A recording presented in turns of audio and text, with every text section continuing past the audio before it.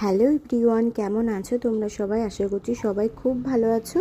তো অনেক দিন পর কিন্তু একটা ব্লগ ভিডিও নিয়ে চলে এলাম। আর আজ চলে এসেছিলাম কিন্তু হাবড়াতে কিছু কেনাকাটা করার জন্য। আর এই ভিডিওগুলো কিন্তু কিছু মাস আগের, তখন তোমাদের সঙ্গে শেয়ার করতে পারিনি, তাই কিন্তু এখন তোমাদের সঙ্গে এগুলো শেয়ার করছি।